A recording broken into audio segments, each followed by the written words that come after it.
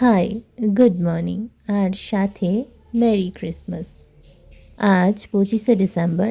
আমি একদম ছোটোবেলা থেকে, যখন থেকে বোঝার মতো জ্ঞান হয়েছে, তখন থেকে দেখে আসছি আমাদের বাড়িতে সকাল সকাল কেক খাওয়া হয়। মানে 24 তারিখ সন্ধেবেলায় বাবা কেক নিয়ে আসতো আর আমরা 25 তারিখ সকালে চায়ের সঙ্গে সেটা খেতাম। যদিও এবছর বাড়ি থেকে অনেকটাই দূরে আছি, কিন্তু সেই একই অভ্যেসেই ক্রিসমাসের দিনটা শুরু করেছি। এখানে রয়েছে বেশ অনেকগুলো চার্চ, যদিও মাত্র 3টেতেই যাওয়ার সুযোগ হয়েছিল, কারণ পরের দিন আমাদের ছিল খুব ভোর ভোর বেরোনো আর প্যাকিংও বাকি ছিল।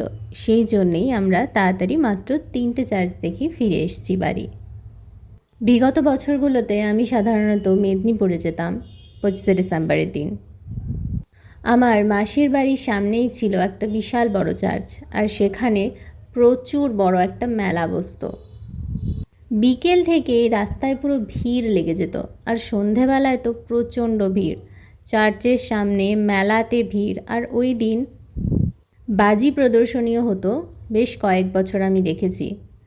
আর এখানে চার্চগুলো তো ভীষণ সুন্দর করে সাজায়, লোকজনও থাকে, তবে ভীষণই কম।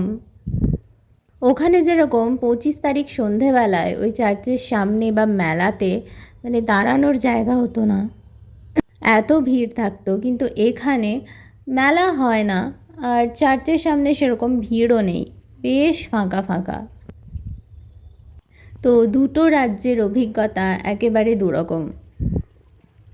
তবে আমার ক্ষেত্রে যেটা হয়, আমি যখন ওখানে থাকতাম তখনও আমার ওই ডেকোরেশনের প্রতি ভীষণ আকর্ষণ ছিল, ভীষণ ভালো লাগতো ওগুলো দেখতে। আর এখানেও সেম, মেলাতে এতটা আকর্ষণ ছিল না, কারণ মেলা তো পরেও যাওয়া যেত, কিন্তু চার্চ ওই দিন খোলা থাকতো, তো দারুণ লাগতো। ওখানেও ডেকোরেশন সাজানো, চারপাশটা ভীষণ ভালো লাগতো। আর এখানেও সেম, এখানেও চারপাশটা সাজানো, ডেকোরেশন খুব ভালো লাগে। এটা হচ্ছে এখানের মানে অনন্তপুরের অনেক পুরনো চার্চ। আর কিছুদিন আগে আমি একটা ভিডিও দিয়েছিলাম যেখানে আমি ক্যারেলসে গেছিলাম, সেটা হচ্ছে এই চার্চের সদস্যদের সঙ্গেই আমি গেছিলাম ক্যারেলসে। এটা অনেক পুরনো চার্চ এবং বিশাল বড় চার্চ। এটা অনেকটা জায়গা জুড়ে রয়েছে আর অনেক বড়। খুব একটা চার্চে যাওয়ার সুযোগ আমার কখনোই হয়নি, ওই আমি একটা চার্চই দেখেছিলাম মেদিনীপুরে। তো এই চার্চটা যেন আমার দেখা সবথেকে বড় চার্চ। এটা বিশাল বড় এরিয়া জুড়ে রয়েছে, তো এত বড় চার্চ আগে কখনো আমি দেখিনি। এটা ভীষণ ভালো লাগছিল। ভিডিওটা ভালো লাগলে একটা লাইক করে দিও, আর প্লিজ চ্যানেলটা সাবস্ক্রাইব করে পাশে থেকো।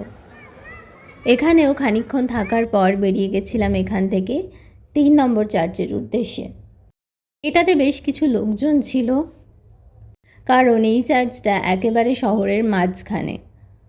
তবে এখানে একটু লোকজন ছিল, তবে মেদিনীপুরের মতো অত লোকজন এখানে ছিল না।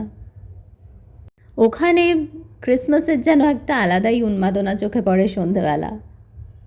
এই চার্চটাও বেশ বড় ছিল, আর এটা সাজানোও হয়েছিল ভীষণ সুন্দর, খুব সুন্দর লাগছিল দেখতে।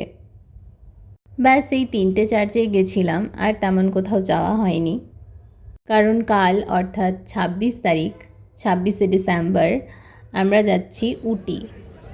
সঙ্গে থেকো, ওখানকার ভিডিও আসতে চলেছে। তো আজকের মতো টাটা।